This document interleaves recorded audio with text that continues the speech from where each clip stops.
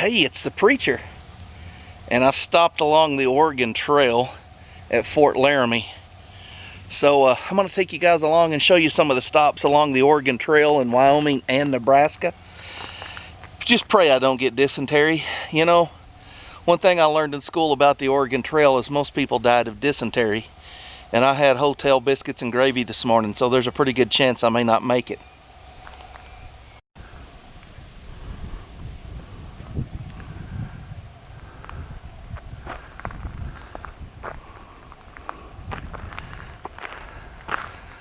Looks like we can go inside.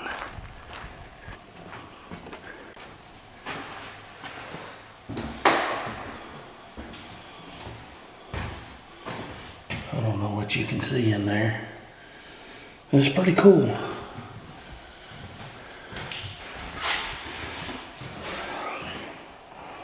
Be a nice dining hall for This is the post-surgeon's quarters. Check out that old stove. There's some old taxidermy work. Baskets.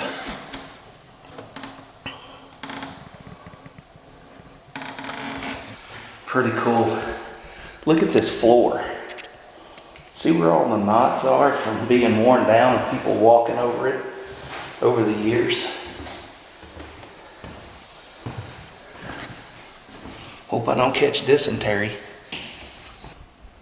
Just to be honest with you, I'd be more afraid of smallpox in an old place like this. Alright, I showed you where the surgeon lived at. This was a 2-story barracks building that housed 150 soldiers. That's what's left of it. Basically, they had bunk beds, just rows of bunk beds, 2 stories tall. There's a lesson for you kids. If you want to make something of yourself, don't just go in the infantry. Go get yourself a degree, become a doctor, get you a house like that, all to yourself. I mean, look at that.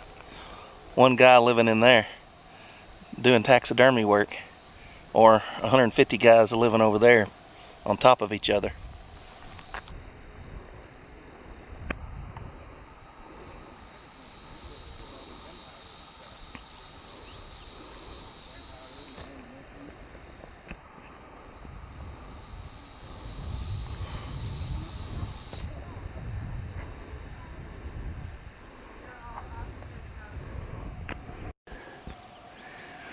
Well, there's a view out toward the prairie.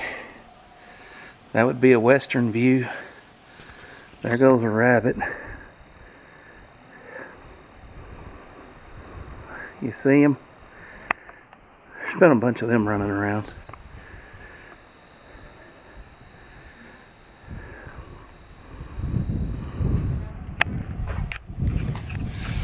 We're upstairs. I'll take you through and show you the front. Nice, with it shadowed. Nice cool breeze blowing through here. There's a nice view looking over the base. Trees for a windbreak. These old houses look cool from a distance, but the porch slopes that way hard. Can you hear it cracking and popping? I don't know what the weight limit is up here. I may be over it. I feel like if somebody else was walking, this whole 2-story building would be shaking. So, anyways.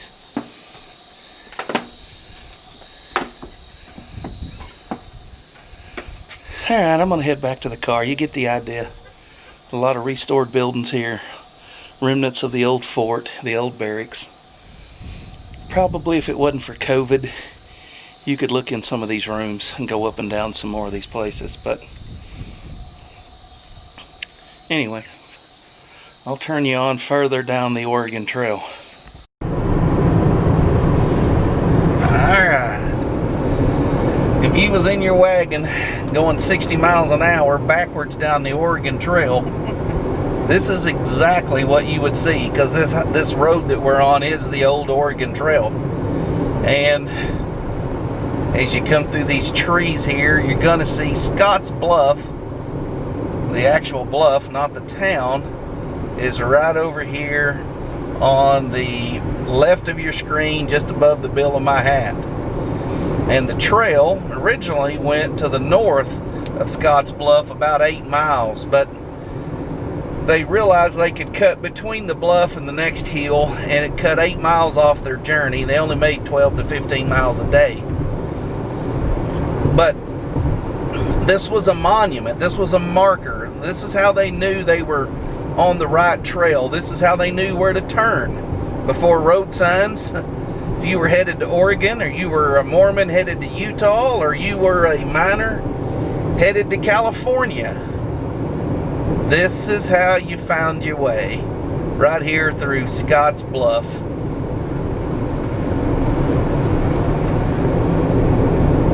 So you're going to get a little windshield time.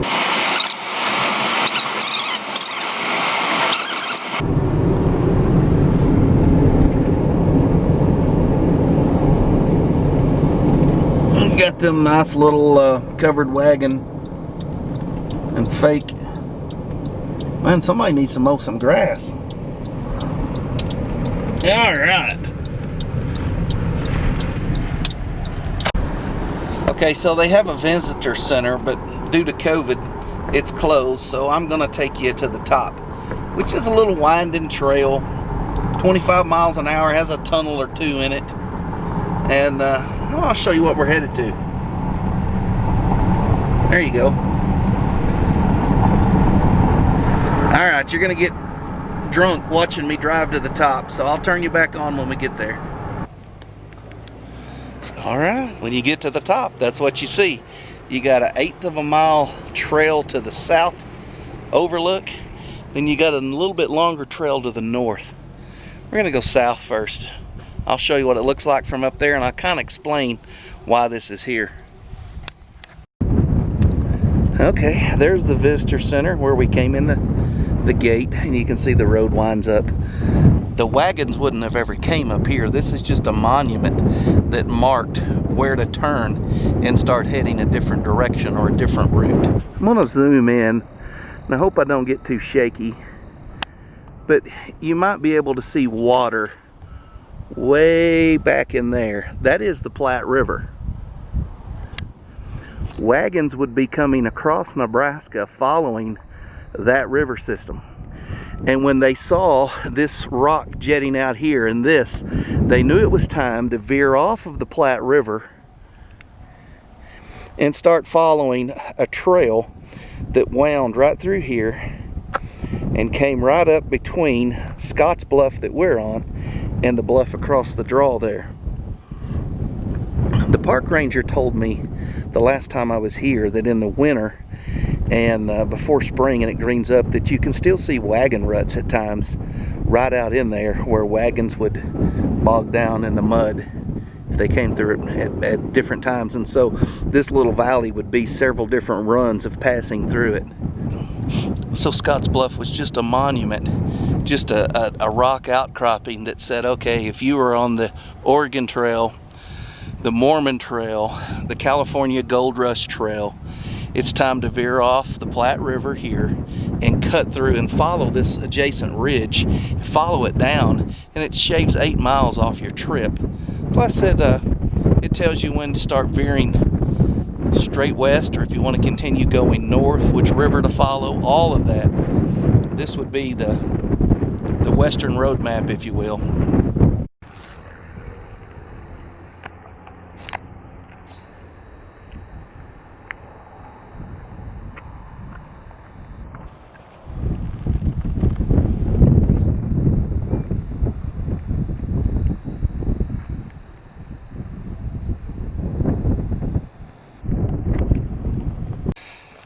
A little preacher's pro tip for you during this pandemic of COVID-19.